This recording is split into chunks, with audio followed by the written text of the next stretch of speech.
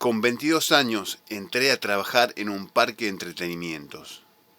Rubén ya trabajaba allí desde un año atrás y me había indicado los días en donde se hacían las entrevistas para ingresar a la empresa. La primera vez me habían rechazado, ya que la encargada de recursos humanos, una alemana pro-nazi llamada Ingrid, se mostró reacia a emplearme sabiendo que yo padecía de asma. Algunos meses después me volví a presentar a las entrevistas y fui atendido por Pablo, el hijo de Ingrid, quien a los pocos días me llamó para comenzar a trabajar. Uno de los requisitos del trabajo era tener el secundario completo, cosa que yo no tenía, pero mentí, y aunque me lo pidieron una y otra vez, siempre daba excusas hasta que al parecer se cansaron o se olvidaron del asunto en la empresa. Al saberme en falta por mi secundario incompleto, me esforcé como nunca los primeros meses y me convertí en un empleado estrella. Tanto fue así que en las calificaciones, porque hacían calificaciones de conducta en aquel lugar como si fuera una escuela, fui seleccionado como el mejor. Y hasta me dieron un domingo libre, premio que, en dicho trabajo, significaba el más alto honor al que empleado alguno pudiera aspirar. El trabajo consistía en ser auxiliar de sala, lo que implicaba estar con un atuendo bien colorido, gorra incluida, y permanecer en la sala que estaba llena de juegos de entretenimientos a la espera de que algún cliente tuviera una dificultad con una máquina o una inquietud cualquiera y necesitara ser auxiliado. Además del colorido uniforme, similar al de un payaso, debía ir todos los días afeitado, lo que me ocasionaba un fastidio increíble y una irritación en la piel constante. En el trabajo nos rotábamos con mis compañeros, por lo que además de estar en la sala, se debía atender la caja, algunos de los juegos que necesitaban un operador y estar a cargo del pelotero. Me ocupaba de controlar que los pequeños tuvieran una pulsera que les tenían que comprar los padres y la que les autorizaba a estar dentro del pelotero por 20 minutos. Además, y esto era lo que más me gustaba, podía estar con los pequeños en los juegos internos que incluían una pileta llena de pelotas, una soga para lanzarse, así como también unos pasadizos por donde corretear. Pero una vez transcurridos los 3 meses de prueba, en donde te hacían efectivo o en su defecto te despedían, uno pertenecía de modo definitivo a la empresa. Pude, pues, a los 3 meses, sacarme la careta que hasta entonces había llevado.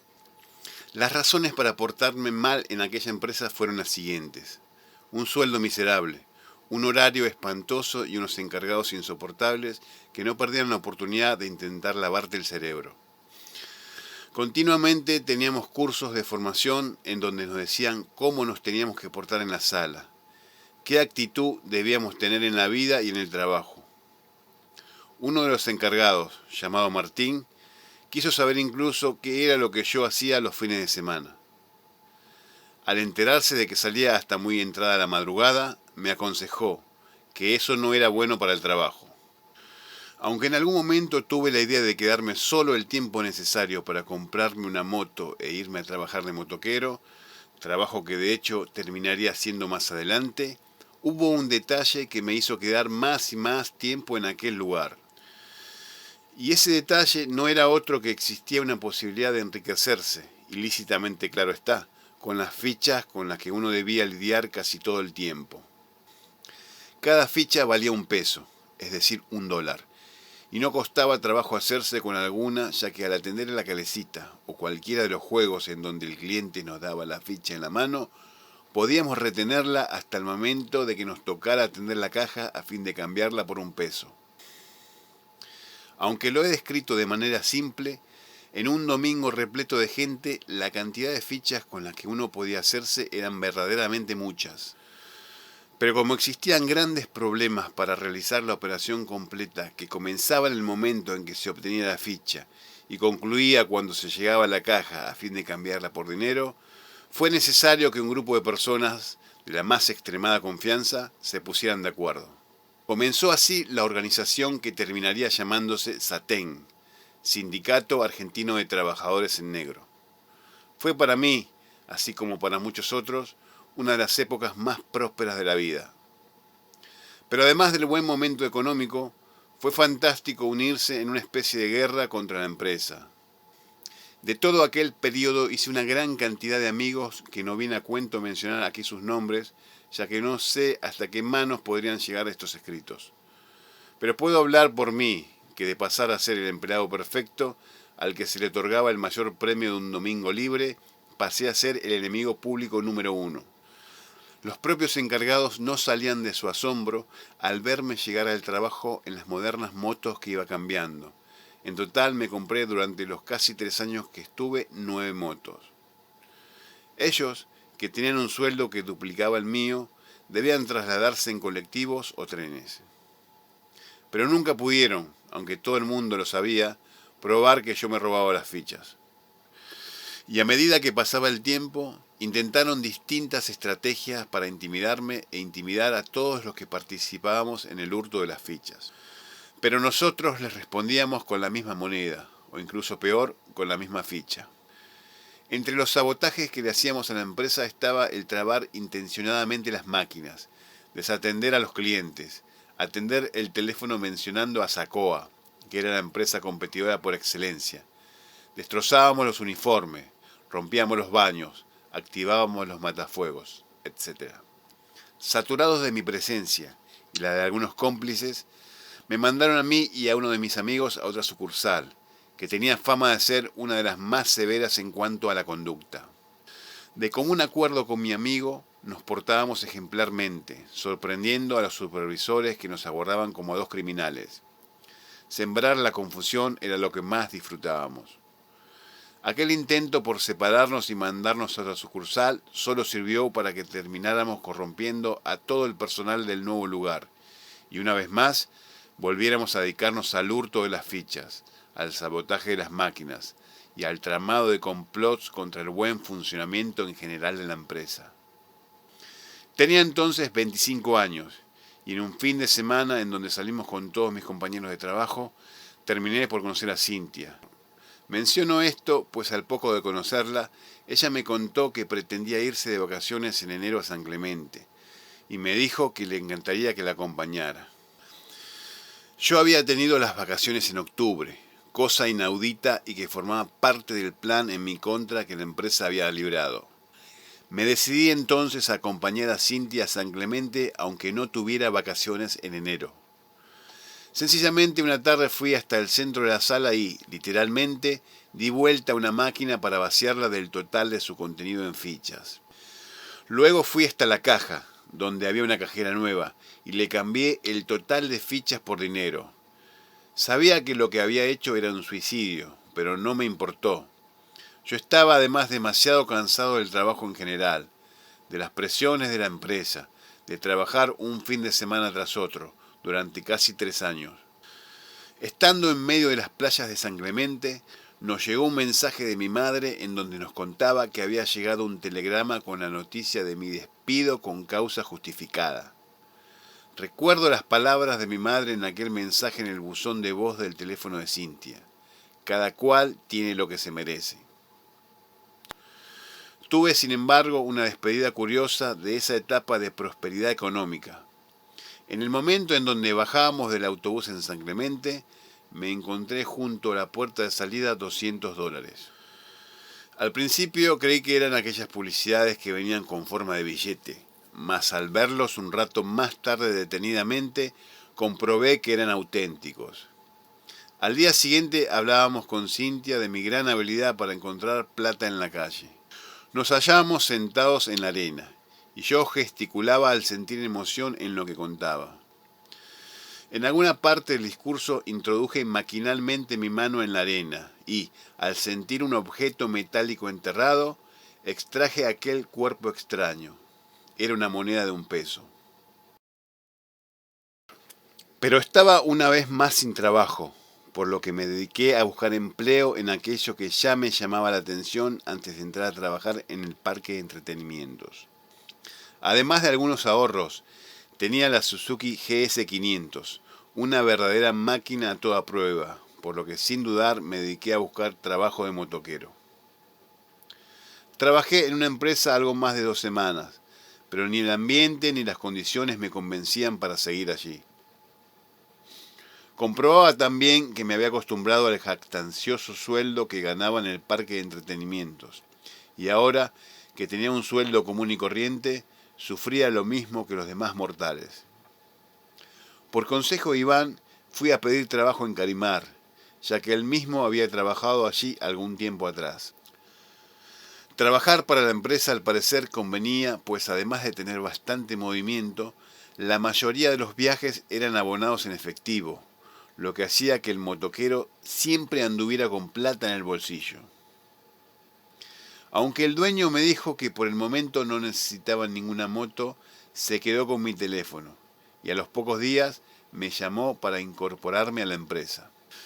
En Carimar conocí a infinitos personajes y estoy seguro de que yo fui también un personaje para muchos de los dispares y únicos individuos que pasaron por allí.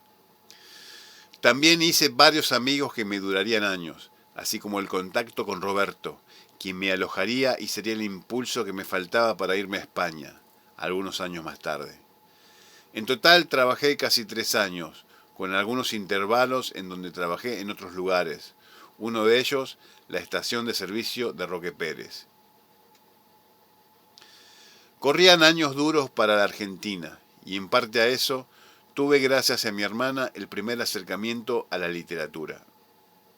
El motivo era que tenía que hacer largas colas durante horas en bancos y otras entidades para hacer trámites, cobranzas, y para no tener que hablar con la gente que tenía al lado, pues en definitiva aquellas personas estaban verdaderamente enojadas y solo querían hablar con alguien para desahogarse. Yo entonces me ponía a leer y leía todos los libros que mi hermana me pasaba. Fueron libros de autores a los que terminé detestando, pero que hoy sé fueron necesarios para saber qué es lo que en literatura me gusta y qué es lo que detesto. No viene al caso mencionar aquí los nombres de aquellos autores ni hablar de ellos de manera negativa, pues en cierto modo me ayudaron a evadirme de una situación que me incomodaba y también me acercaron a lo que posteriormente me apasionaría. También comenzó una época de poco trabajo, en donde teníamos que pasar gran cantidad de tiempo en la agencia esperando a que nos saliera algún viaje. Mis compañeros se dedicaban mayormente a jugar al truco, pero yo prefería irme al fondo de la agencia, en donde había un espacioso jardín y allí me pasaba el tiempo leyendo o tocando la guitarra. Pero entre todos había una excelente relación, y me habían aceptado en mi actitud de aislarme, pues me tenían como un excéntrico, o algo así. Pasábamos igualmente muchos ratos juntos, y yo no sería consciente de la gran camaradería que existía entre nosotros hasta que años después me tocara trabajar también de mensajero en Barcelona. En Europa había una gran frialdad entre los compañeros. Apenas se hablaban cuando era imprescindible por un asunto en concreto o en cuanto a los viajes, o los saludos habituales al llegar o irse durante el día. En Carimar, en cambio, siempre había un excelente humor entre todos nosotros.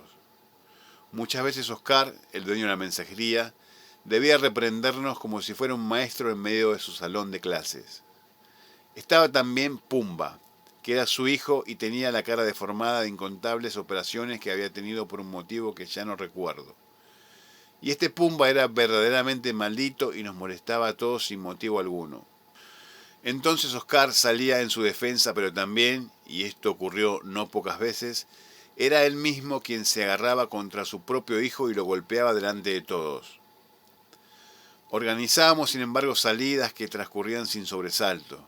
Íbamos al Tigre, todos en moto, hacíamos asados en el fondo de la mensajería, jugábamos al fútbol, yo rara vez, y para cada uno de los asados que hicimos para fin de año, yo escribí una especie de poema en donde resaltaba los defectos y manías de cada uno de nosotros, llamándonos siempre por los apodos. Esto fue bien recibido por el grupo, a pesar de que llegué incluso a hacer alusión a las manías del propio Oscar y de Pumba. Pero estaba también el otro lado, el oscuro, el trabajo de mensajero. El tráfico de Buenos Aires era por entonces, como sigue siendo hoy en día, terrible, y todos los días se escuchaban de los accidentes que sufrían los motociclistas. Además, era un trabajo verdaderamente duro en invierno, y ni hablar de los momentos en donde además del frío se debía soportar la lluvia. y en ocasiones llovía hasta 2 semanas seguidas. Uno tenía que hacer un esfuerzo verdaderamente increíble para despertarse y ver por la ventana de la habitación cómo llovía torrencialmente, ponerse el equipo, el casco y salir a la calle en medio de todas las veredas inundadas, las calles arrastrando agua como si fueran un verdadero río desbocado. En más de una ocasión tenía que incluso discutir con mi madre, ya que se oponía a que saliera en moto en un clima tan cruel. Pero en verano también se sufría. Con 40 grados uno no podía detenerse en un semáforo sin dejar de sentir cómo el sudor brotaba desde la cabeza y desde casi todo el cuerpo como un manantial. Se te abrazaba el cuello, los brazos, la cara, con el sol de mediodía. Recuerdo una oportunidad en donde llegábamos a la mensajería y corríamos al jardín que estaba en el fondo para bañarnos con la manguera. También, en 2 oportunidades fui embestido por un auto, casualmente ambas veces por mujeres, y ya que lo menciono, debo agregar a fin de contar la verdad que las 2 se fugaron del lugar tras atropellarme. Por suerte no sufrí más que unos golpes y raspones, pero esto fue leve, comparado con aquella tarde en donde tras un intento de robo fui baleado.